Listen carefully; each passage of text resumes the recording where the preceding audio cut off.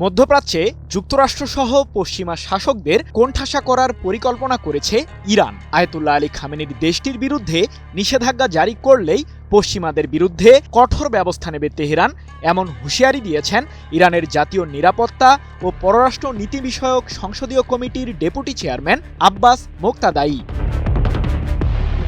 ইরানকে কেন্দ্র করে যুক্তরাষ্ট্র ও ইউরোপের ষড়যন্ত্র যেন থামছেই না।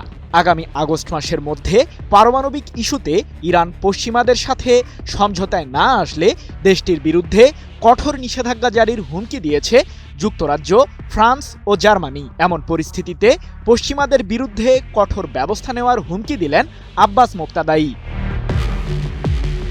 এখন পর্যন্ত মধ্যপ্রাচ্যে থাকা পশ্চিমা শাসক গোষ্ঠীর কোনো ক্ষতি করেনি ইরান, এমনটি জানিয়ে আব্বাস মোক্তাদাই বলেন, আমাদের প্রতি চাপ অব্যাহত থাকলে আত্মসংযমের অবসান হতে পারে। ২১ জুলাই এক প্রতিবেদনে বিষয়টি নিশ্চিত করেছে লন্ডন ভিত্তিক সংবাদ মাধ্যম ইরান ইন্টারন্যাশনাল।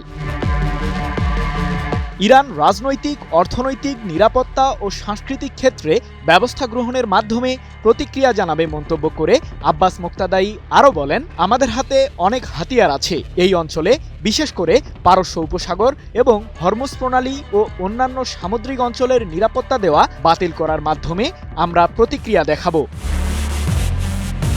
এদিকে ইরানের পারমাণবিক ইস্যুতে সমঝোতার জন্য দেশটিকে আলোচনায় বসার আহ্বান জানিয়েছে ইউরোপের ৩ দেশ। সে লক্ষ্যে আগামী ২৫ জুলাই তুরস্কের ইস্তাম্বুল শহরে ফ্রান্স, যুক্তরাজ্য ও জার্মানির সাথে বৈঠকে বসতে যাচ্ছে ইরান।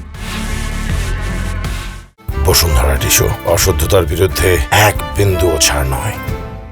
এর আগে ৫ দফায় ইরানের সাথে পরোক্ষ আলোচনায় বসে যুক্তরাষ্ট্র। সে সময়ও পারমাণবিক ইস্যুতে চুক্তির আশায় বৈঠক চলমান রাখে তেহরান। তবে জাতিসংঘের পরমাণু সংস্থা IAEA এর এক অভিযোগের প্রেক্ষিতে গত ১৩ জুন ইরান জুড়ে সামরিক হামলা চালায় ইসরায়েল, যার মাধ্যমে টানা ১২ দিন ইহুদিবাদীদের বিরুদ্ধে যুদ্ধে জড়িয়ে পড়ে ইরান। অবশেষে গত ২৪ জুন থেকে ইরানের সাথে যুদ্ধবিরতিতে যায় ইহুদিবাদী সরকার। সৃজন মাহমুদ, নিউজ 24।